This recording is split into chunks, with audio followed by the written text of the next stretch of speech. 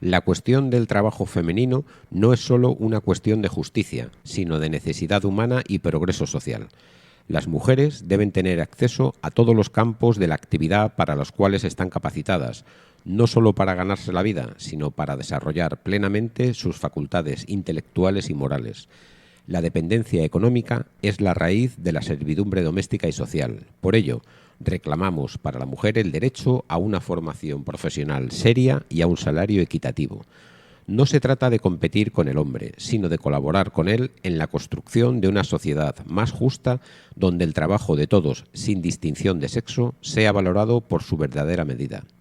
La emancipación no significa imitar al hombre ni despreciar la maternidad. Significa el devenir plenamente humano, desarrollar todas las potencialidades que yacen en nosotras. Queremos ser valoradas por nuestra inteligencia, nuestra ética y nuestra capacidad de contribuir a la cultura y el progreso. La mujer emancipada no renuncia a su naturaleza, sino que la enriquece con la autonomía y la conciencia crítica. Aspiramos a un mundo donde lo femenino, entendido como compasión, cuidado y sensibilidad, no sea marginado, sino integrado en la esfera pública para humanizar la política y la economía.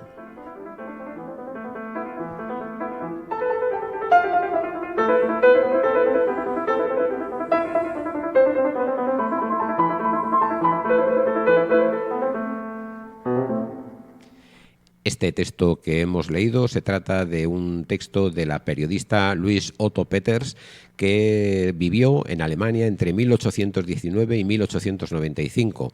Es el extracto de un discurso que como periodista dio. Otto Peters además tuvo que escribir bajo el seudónimo masculino de Otto Stern y fue reconocida como una de las fundadoras del feminismo alemán. Participó activamente en las revoluciones de 1848 en su país, en Alemania, demandando la situación educativa y económica de las mujeres. Comenzamos Oír y Callar.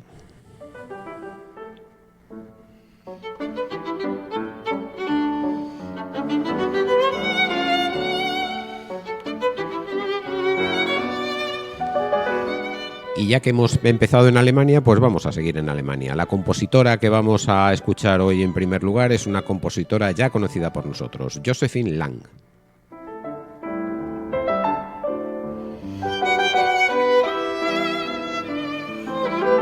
Josephine Lang la conocimos por primera vez en nuestro programa número 65. Recordamos que Josephine Lang nació en Múnich, en Alemania, en el año 1815, perteneciente a una familia de músicos. Su padre fue violinista y su madre cantante de ópera.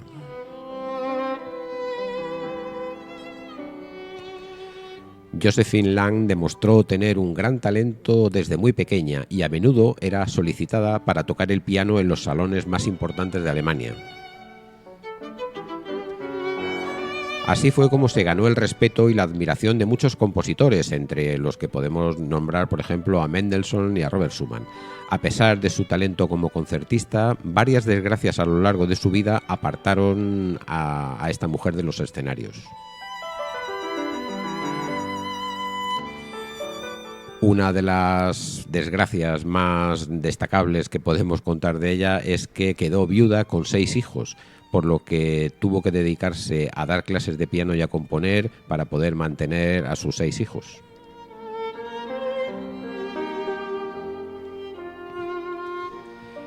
También en este periodo conoció a Clara Schumann, quien la ayudó y así pudo lograr presentar algunas de sus composiciones con éxito. Presentarlas no solamente en conciertos, sino a las editoriales, que era lo que le daba el dinero para poder vivir.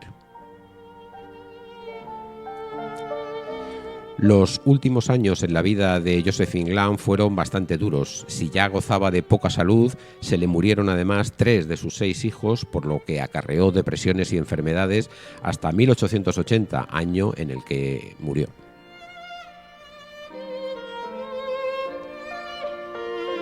A pesar de todas estas dificultades, Josephine Lang no dejó nunca de componer y de presentar sus canciones a las editoriales para poder seguir viviendo. Bueno, pero desde 1880 que esta mujer desapareció de este mundo hasta el año 2007, que los investigadores y musicólogos Harald y Sharon Cripps publicaron una biografía suya titulada Josephine Lang, su vida y canciones, esta mujer prácticamente ha quedado en el olvido, y fue a partir de este año 2007 cuando se empezó a rescatar la música de esta gran mujer que estaba completamente en los cajones. Bueno, es una lástima que este libro no lo hayan leído ni los programadores en los conciertos españoles ni en las casas de discos españolas. Josephine Lang en España es una mujer completamente desconocida. Prácticamente no se ha cantado nada de sus canciones y no se ha publicado absolutamente nada, ni en revistas, ni en partitura, ni en nada.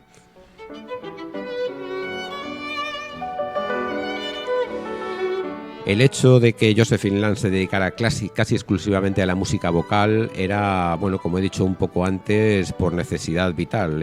Tenía que seguir ganando dinero y, bueno, pues con las canciones se le daba bastante bien y eran de bastante éxito. Canciones tanto para voz y piano como para coro, ¿no? Para el recurso coral. Así que lo que vamos a hacer hoy para recordar la figura de Josephine Lang es escuchar una selección de sus canciones.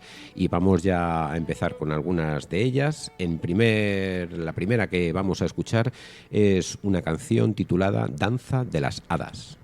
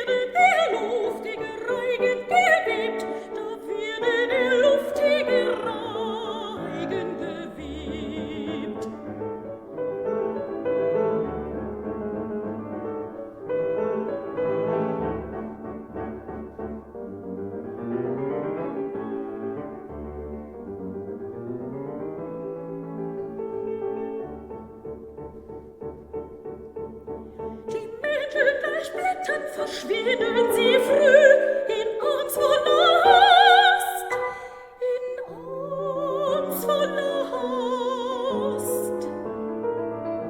erbauen sich mit Mühe den Wolkenpalast, im Räumchen von Brettern, da finden sie Rast, wir lachen der grämlichen Runzeln der Zeit und bleiben dem nämlichen Morgen beheut und bleiben dem nämlichen Morgen wie heut.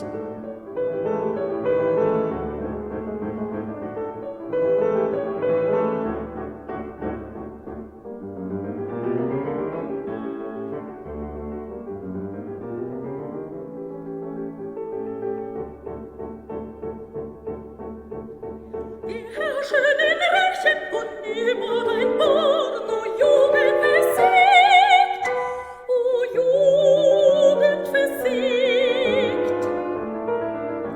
Die rosone Dornenpfade sich schmiegt und ewig kein Zeichen im Sternenbuch trägt, wo Mondschein die duftige Primel umgeht, da werde der luftige Reigen gewebt, da werde der luftige Reigen gewebt.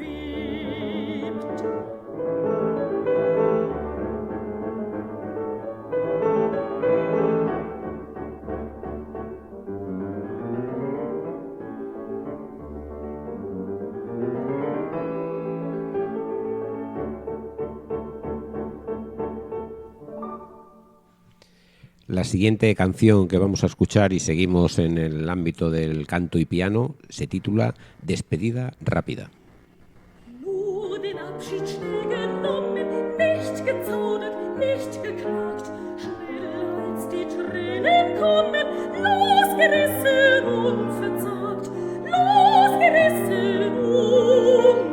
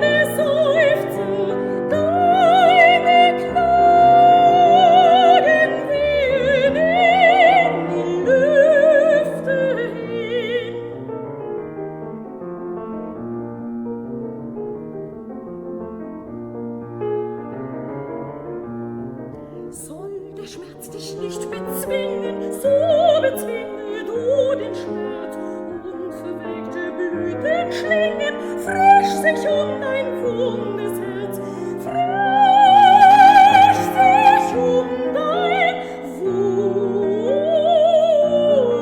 wundes Herz.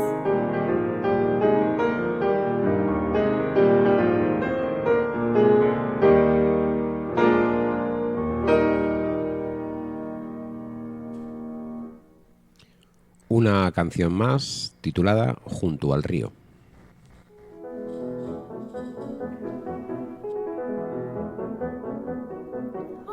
Eilende Wellen spielend im Licht, wenn sie zerschellen, achten sie's nicht.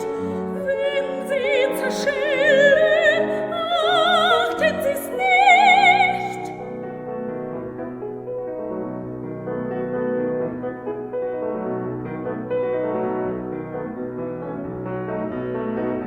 Sterne schweifen für tausend im Fluss, gleich wie begreifen sie einen zum Kuss, für tausend zum Kuss.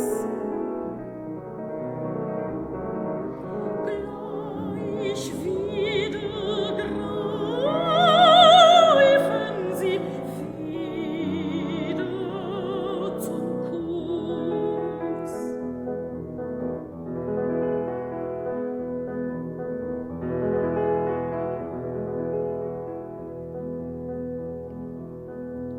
In Schmerzen und Scherzen spielen mir so die Lieder im Herzen und wandelbar froh. Die Lieder im Herzen und wandelbar froh.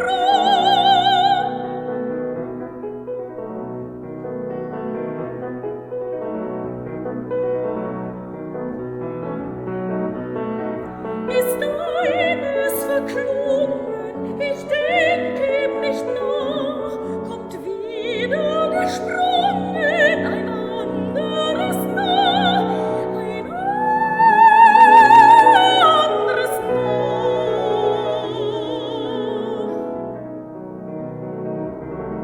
Kommt wieder gesprungen ein anderes nach.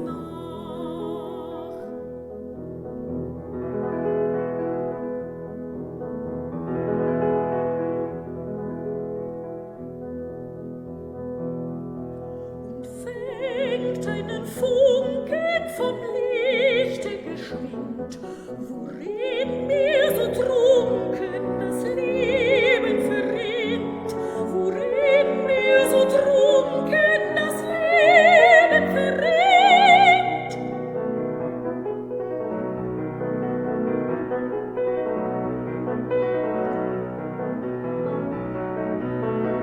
Im Lichte der Liebe voll himmlischer Ruh, o selig Getriebe, so treiben uns so, o selig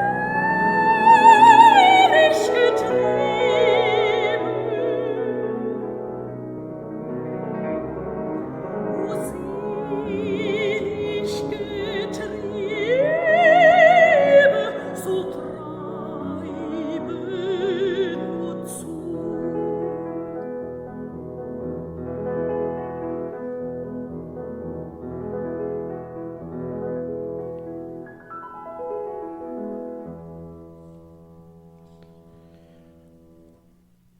La siguiente canción tiene el título Como cuando sale el sol.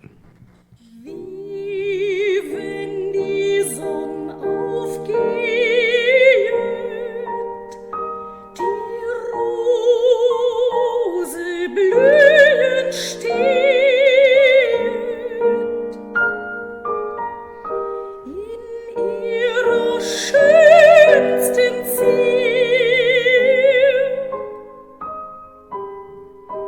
in ihrer schönsten Zier. Und doch verwelkt sich zeigend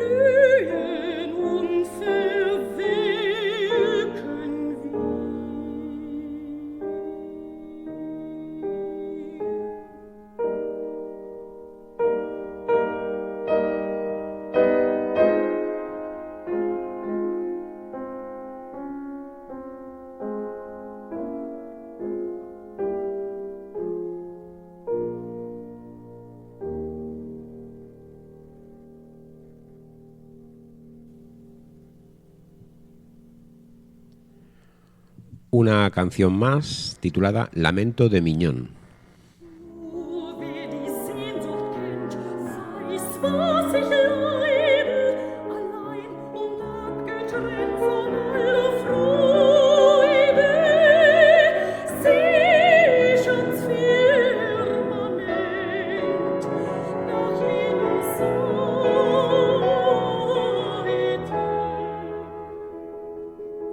Ach, der mich liebt und kennt, ist in der Weite. Ach, der mich liebt und kennt, ist in der Weite.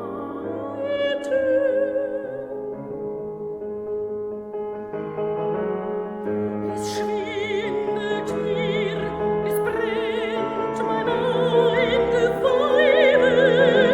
Es brennt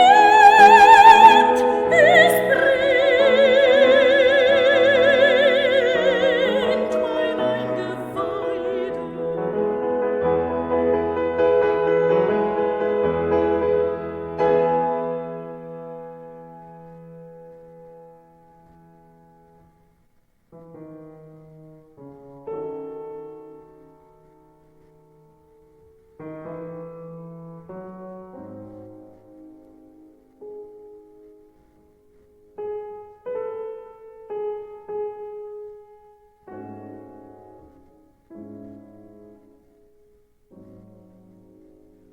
Nur wer die Sehnsucht kennt, weiß, was ich leide. Nur wer die Sehnsucht kennt, weiß, was ich leide. Nur wer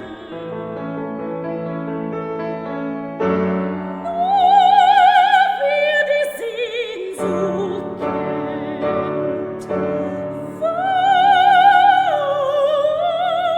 weiß, was ich leide.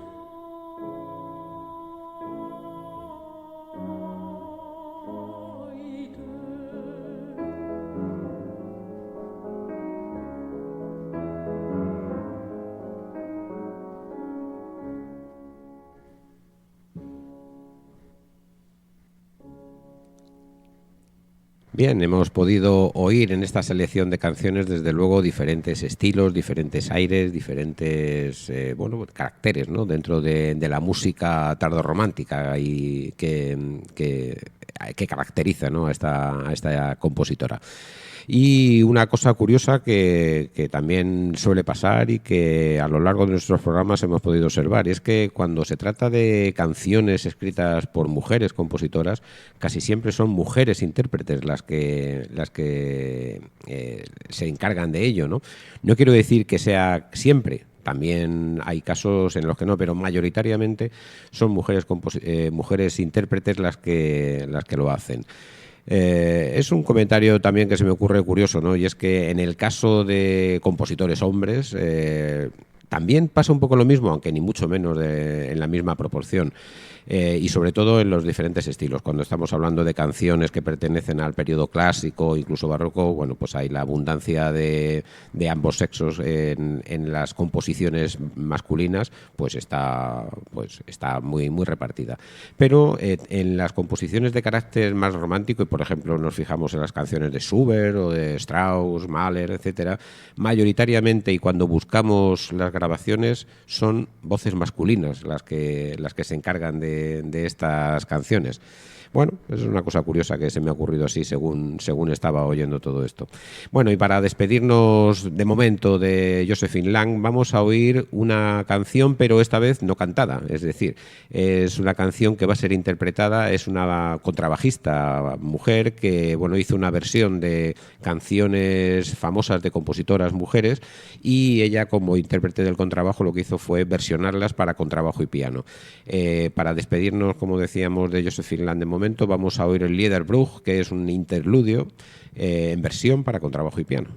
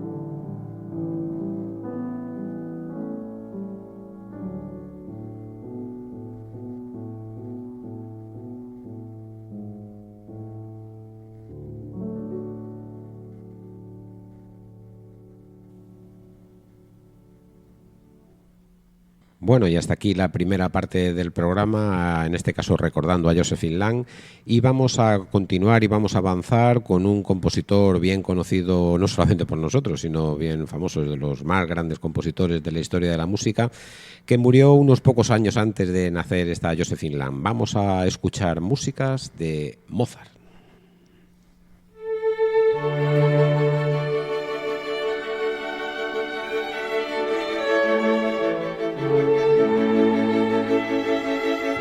Bueno, y mientras seguimos escuchando este andante del cuarteto para cuerda número 9 de Mozart, os voy a contar cuál es la obra que vamos a escuchar hoy, y es el concierto para piano y orquesta número 21.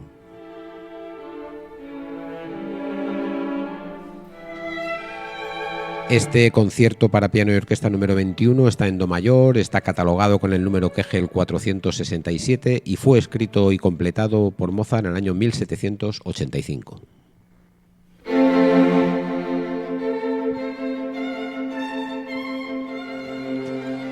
Concretamente fue terminado de escribir el 9 de marzo de 1785 y aquí es una de las cosas curiosas. Su estreno se produjo un día después, el 10 de marzo de 1785. No quisiera estar yo en el lugar ni en la piel de los copistas o las copistas que tuvieron que hacer las partichelas en tan solo un día y sin fotocopias.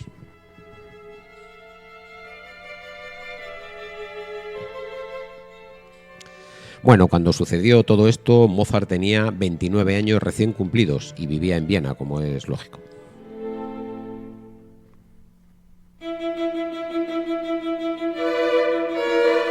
Este concierto fue terminado por Mozart en esa fecha que hemos dicho antes, pero lo empezó a componer en el mes de febrero. Este año 1785 fue muy activo en la vida del compositor. Al inicio, en enero, Mozart ascendió al segundo grado de la jerarquía masónica en la logia en la que estaba afiliado un año antes, y los 2 meses siguientes Mozart además completó el concierto número 20 y se puso a componer el número 21, y más tarde, antes de acabar el año, compuso el concierto número 22.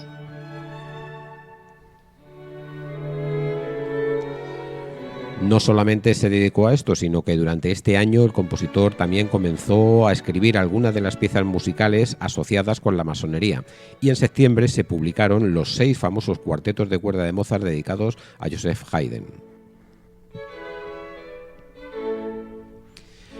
Intensa actividad, ¿verdad? Bueno, pues poco antes la Sociedad de Músicos de Viena había rechazado por segunda vez la solicitud de ingreso de Mozart en esta misma sociedad.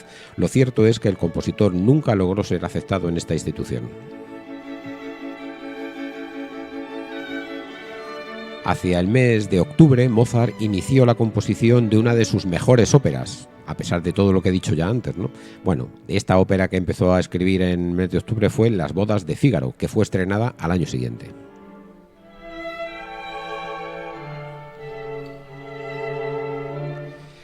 Este concierto que vamos a escuchar hoy, el número 21, está entre los conciertos que algunos estudiosos de Mozart y los musicólogos y musicólogas que han estudiado su obra lo han calificado como los conciertos militares, debido al carácter marcial de algunas de sus partes, especialmente los movimientos de apertura, que es donde se determina el aire y la tonalidad.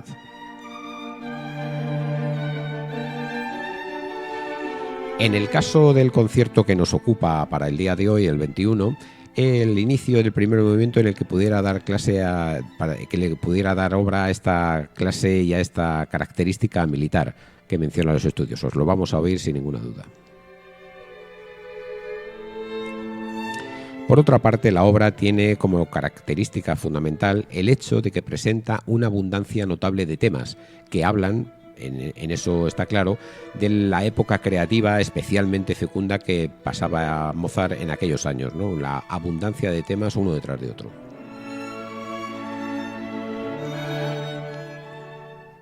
Con Mozart se estableció la estructura del concierto moderno y enriqueció el concierto con obras maestras más que cualquier otro compositor de su época.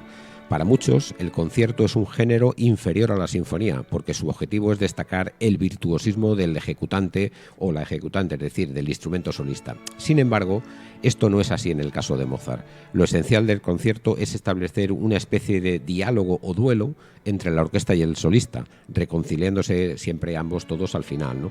Esta esta innovación que puso Mozart encima de la mesa, este diálogo entre solistas y orquestas, lo han continuado todos los compositores, muy especialmente en la época romántica. Como curiosidad, pocos conocen que los 4 primeros conciertos de Mozart, y es que hablamos de los muchos conciertos que escribió Mozart para piano, bueno, pues los 4 primeros, o sea, vamos a decir un poco, antes de caer en errores, vamos a decir un poco la génesis de los tantísimos conciertos para piano que escribió Mozart, ¿no? Los 4 primeros, catalogados con los números Kegel de 37, 39, 40 y 41, que fueron escritos en 1767, realmente no son conciertos para piano y orquesta de Mozart, son transcripciones de diferentes movimientos de otros compositores anteriores a Mozart, como por ejemplo alguno de ellos, Carl Philipp Emanuel Bach, al cual Mozart admiraba muchísimo. Mientras que los siguientes conciertos a estos 4 primeros, por los catalogados con el número 107, escritos en 1772, realmente son conciertos derivados de sonatas completas compuestas por Juan Sebastián Bach, también un gran admirador, ¿no?, de la música barroca. Estas transcripciones son producto de su carrera como ejecutante y de sus viajes que iba haciendo, y de cómo esta manera de estudiar que él tenía la música, pues era no solamente estudiarla, sino que iba componiendo, iba haciendo cosas, improvisando muchas veces también sobre las obras de los anteriores, ¿no? Todos estos conciertos están catalogados como obras de Mozart, aunque realmente no son obras suyas, no son obras que toma de otros compositores y él hace, bueno, pues un pequeño arreglo, como podríamos decir.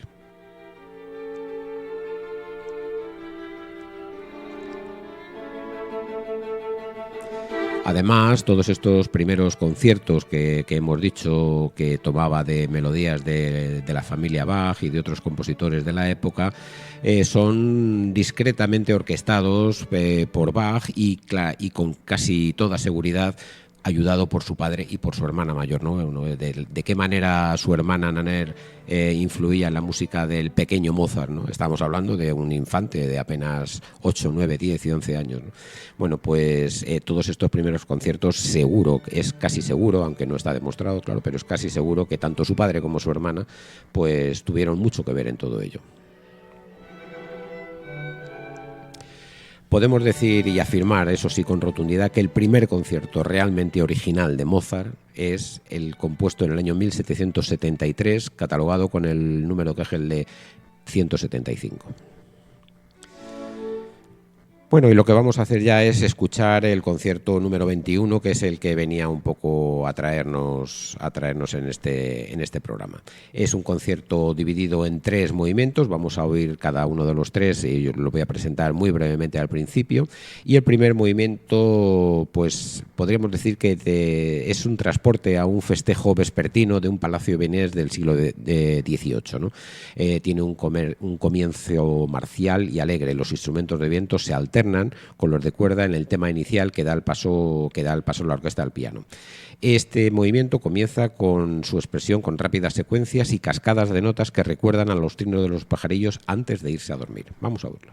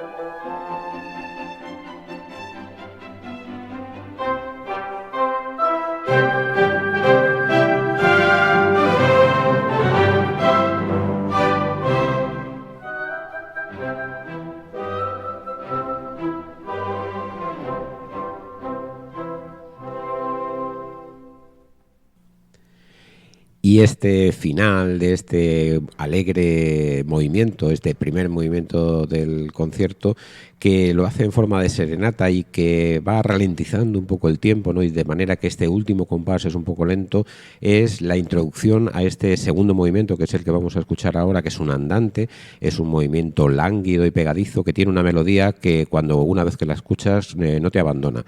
Es un movimiento muy conocido, tiene una melodía conocidísima, ya lo vais a ver que cuando lo escuchéis os va a resultar muy familiar y casi es tan conocido que no necesita explicar nada. Vamos a oírlo.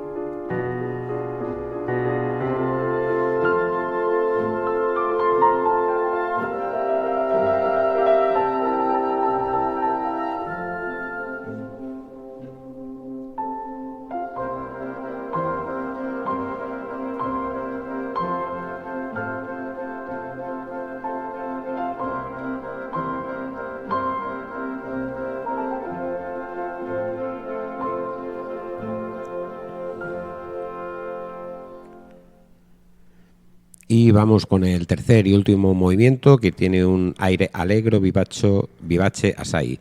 Es el final del concierto, tiene una característica vibrante y además es típicamente mozartiano, y recordamos que este concierto lo escribió en una época especialmente optimista, ¿no? en estos años. El color del concierto es eufórico y podríamos incluso calificarlo de bufo. ¿Y bufo por qué? Bueno, pues porque es repetitivo en sus expresiones, en su estructura, es simple, es previsible también, pero es absolutamente espectacular.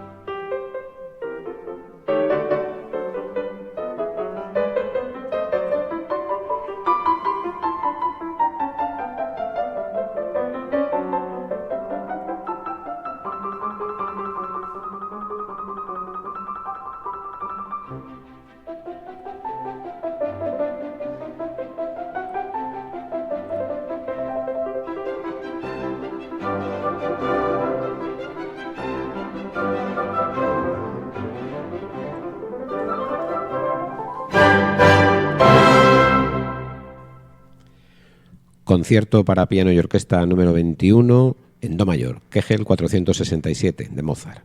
Hay una anécdota que en aquellos años de finales del siglo XVIII pues tiene que ver con Beethoven y con Mozart, y es que Beethoven andaba paseando con un amigo por Viena, por las calles de Viena, cuando todavía le funcionaba un poquito el oído, porque ya después ya sabemos que le empezó a funcionar mal. Bueno, pues estaba Beethoven paseando con este amigo y a través de una ventana que estaba un poco entreabierta oyeron a alguien estudiar y tocar uno de los conciertos de Mozart que estaba componiendo por aquesta época. Podía ser este, el 21, podía ser el 20, el 22, bueno, cualquiera de ellos. Lo cierto es que Beethoven, al escuchar esas melodías de Mozart, le dijo a su acompañante, y abro comillas, escucha esta música, nosotros no seremos nunca capaces de escribir algo así. Bueno, la admiración que tenía Beethoven hacia Mozart era evidente.